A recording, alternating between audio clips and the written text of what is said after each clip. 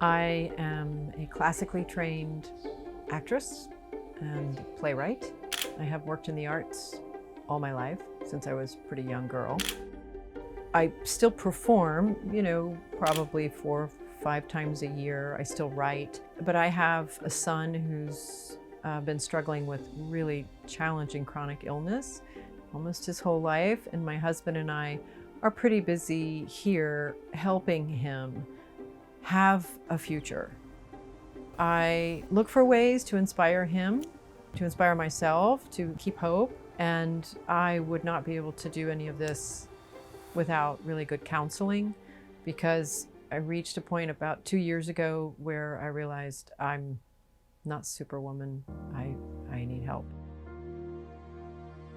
South Carolina Safe Seniors is a grant-funded program at the College of Nursing at MUSC that offers free training and treatment of older adults who have experienced abuse or neglect.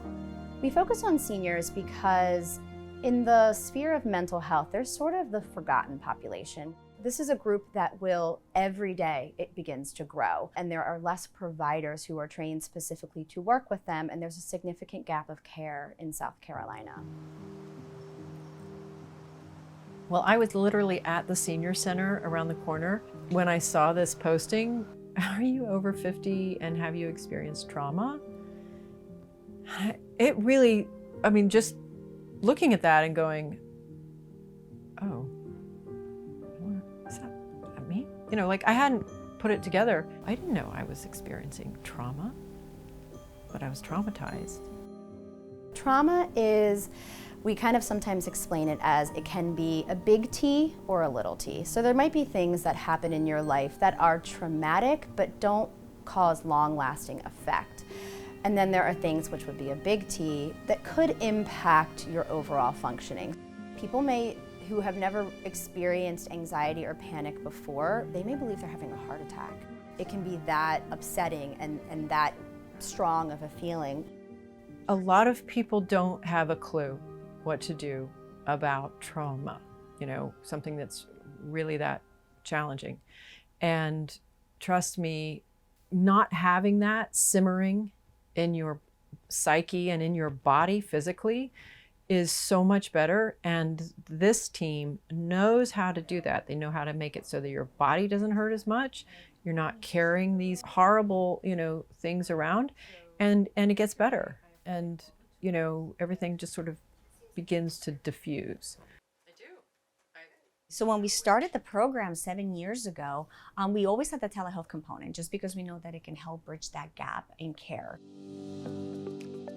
Fast forward a few years, we've actually expanded our services to go all around South Carolina, which is fantastic because we're reaching a lot of people, particularly those in rural areas who are more isolated and have a much longer distance to travel for services. So we tend to use telehealth pretty much exclusively now.